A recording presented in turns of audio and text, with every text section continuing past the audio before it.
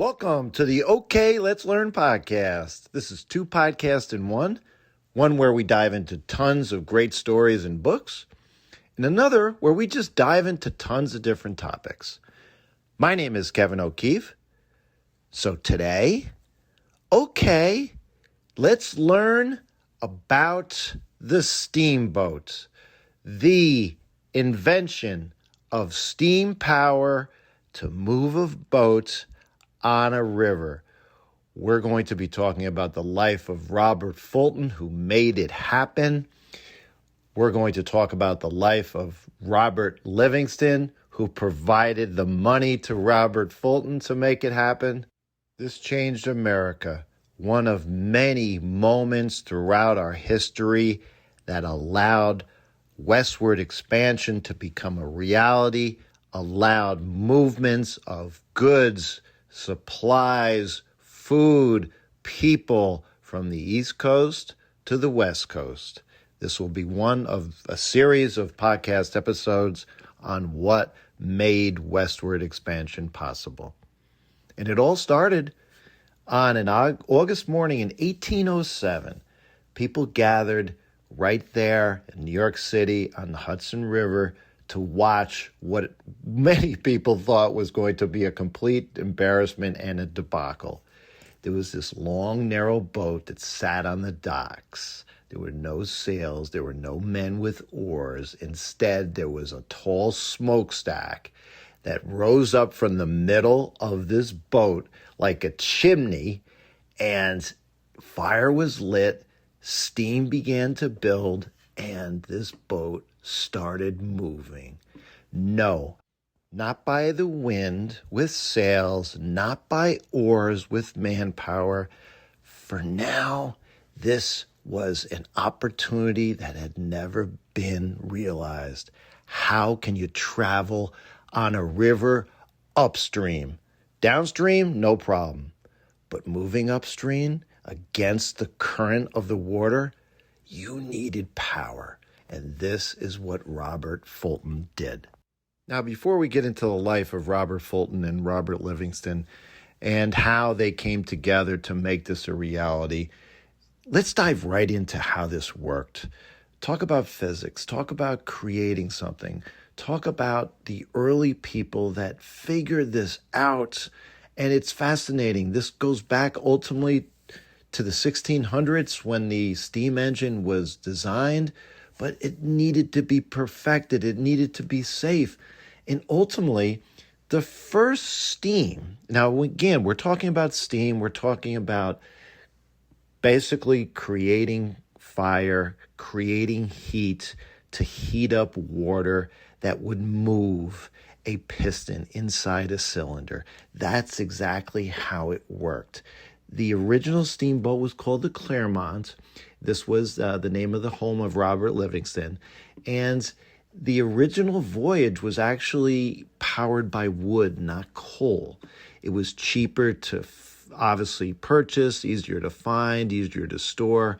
So here's how the boat moved. We needed to have paddles that could move continuously. This was the key part. The paddles were on the original ship, the Clermont, they were on both sides of the boat, right there in the middle. And later on, they were on the back of the boat. So to heat the water, to move the paddles, first you had a boiler down at the bottom of the ship. The boiler was like a giant tea kettle. On the Clermont, it was 20 feet long, 7 to 8 feet wide. It was made of heavy iron plates.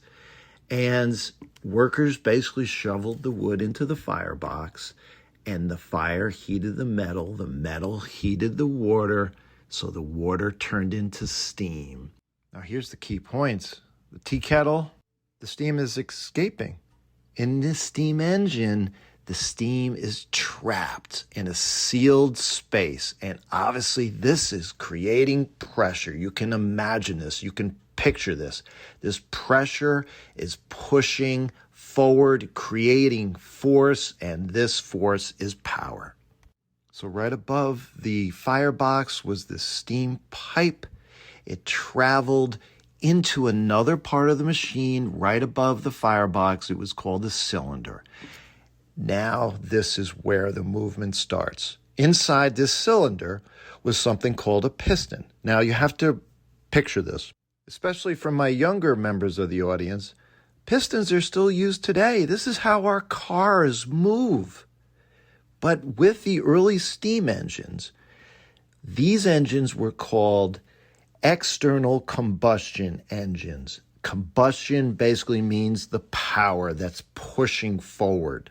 In this case, the burning of the wood that's creating the energy, creating the heat. In our cars today, they call them internal combustion engines because right there inside that cylinder where that piston is, a tiny controlled explosion happens thousands of times to create the power. But early on, here we are in the 1800s, we're not driving cars. We're just trying to get boats to move. So getting back to how the paddles actually moved, you've got the steam, it enters this cylinder, and here's the interesting part.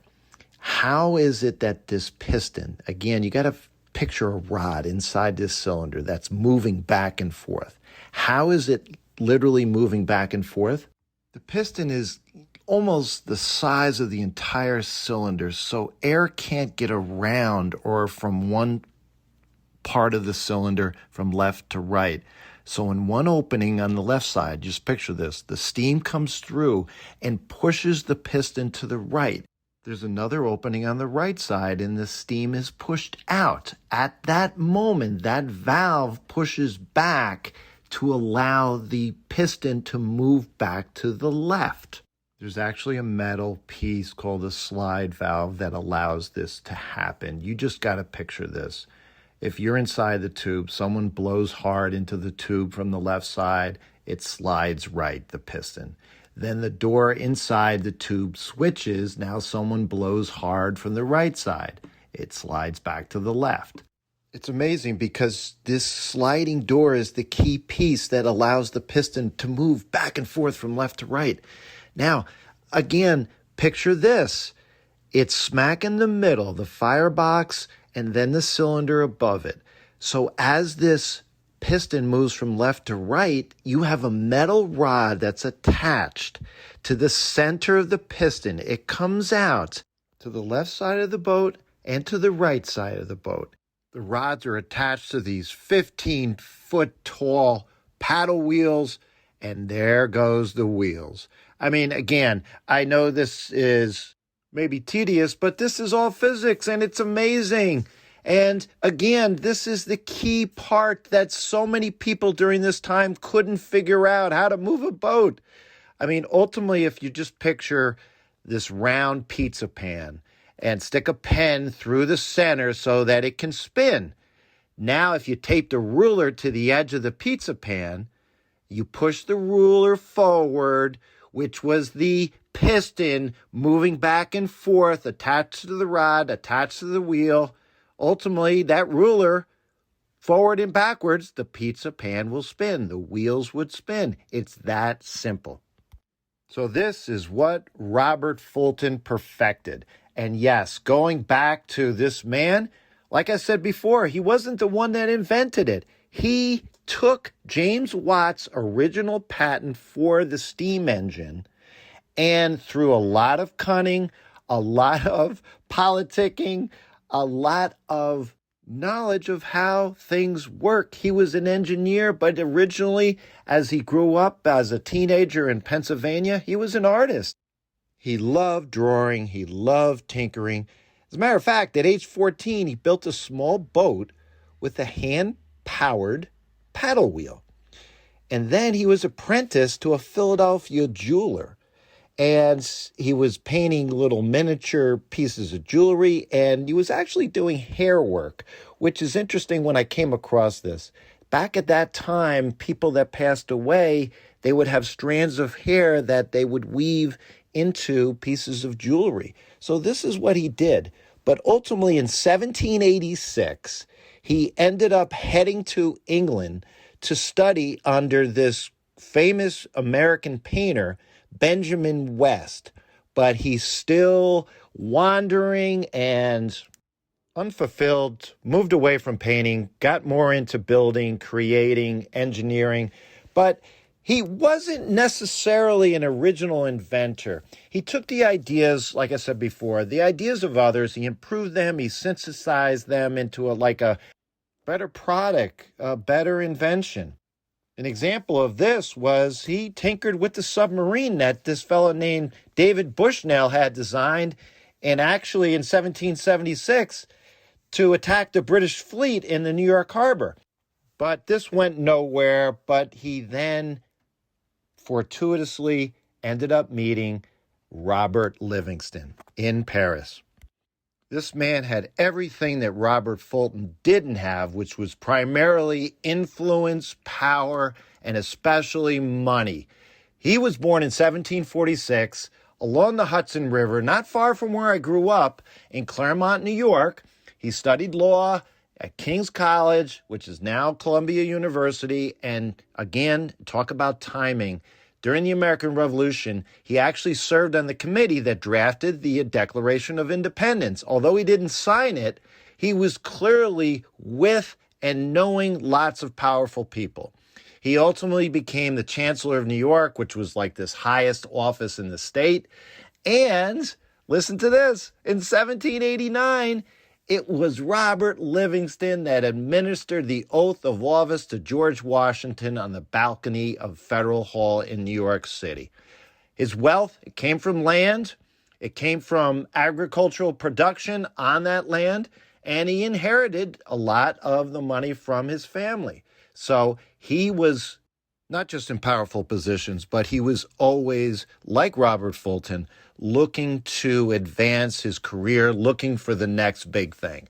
And again, you talk about amazing being at the right place at the right time. 1801, President Thomas Jefferson appointed him to be the U.S. Minister to France in Paris. During this time, he would help negotiate the Louisiana Purchase. Yes, before that purchase was complete, Livingston was already thinking about rivers, specifically, like I said, where he grew up, the Hudson River. He believed that steam power could transform transportation.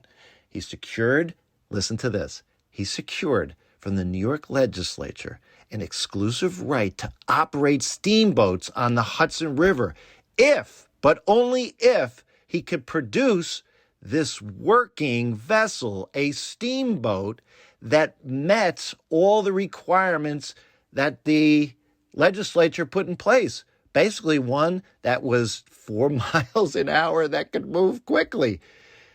But he had the money, he had the ideas, and then he met Robert Fulton. At this point, Fulton had been overseas for 20 years, and he was finally refining this idea about a boat being able to be moved through steam power. He clearly got the idea originally, like I mentioned, from James Watt, who invented the steam engine. And then there was this Scotsman, William Simonton. He actually found the answer about actually moving a boat, and it was all about the placement of the wheel. The original paddle wheels that had been going back and forth with several different inventors and tinkerers were too deep into the water. So this gentleman, this Scotsman, put the wheel high so only the tips of the paddles entered the water. And this was how the water was able to be moved efficiently. And yes, in 1803, he had a vessel that was moving back and forth at 3 miles an hour. And yes, it became controversial later on because Robert Fulton had seen and actually had been on this boat. It was called the Charlotte Dundas. And this design, using the wheel being higher up over the water, is what he ran with. And unfortunately, later on, he ended up having some issues with lawsuits flying. But for now, here he comes back to New York City in 1807, and he actually used the engine from James Watt's firm in England The boat was 146 feet long and 12 feet wide, and it was August 1st, 1807. He named the boat the North River Boat, but that didn't stick. Later on, it was named the Claremont after Robert Livingston's hometown. It started off at Christopher Street in New York City, downtown. And there was a huge crowd that got around, and people talked about it being like this sawmill that was on a raft and set afire. Just everyone expected it to be, like I said earlier on, a total debacle. It was going to explode. It was going to sink. But no, it didn't. It made its way all the way up to Albany. It stopped at Claremont, the estates of Livingston, like I mentioned. But it took less than 2 days, which normally would have taken double the amount of time. You can mark this down. Again, I mentioned at the beginning of the episode, a turning point in the history of our country in terms of our economy, in terms of being able to make money, trade, exchange goods, people being able to move quicker, faster, more efficiently.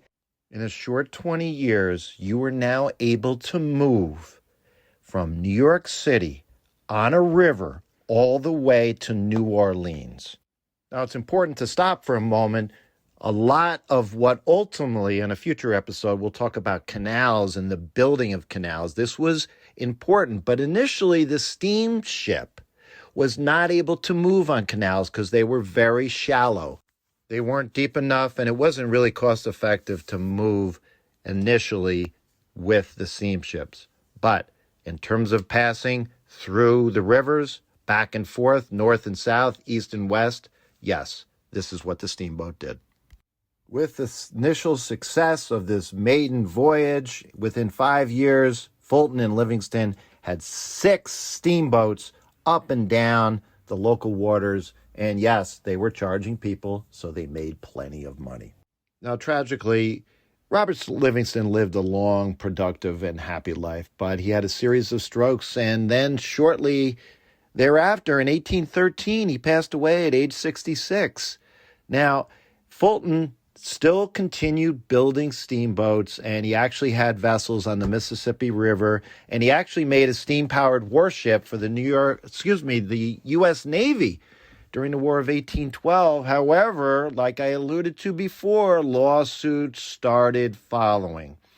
Competitors challenged the monopoly. Monopoly is when you have full control over something. In this case, they had full control over making money on the Hudson River. And this, as we know today, especially from my younger audience, for a country and an economy to work well, you had to have competition.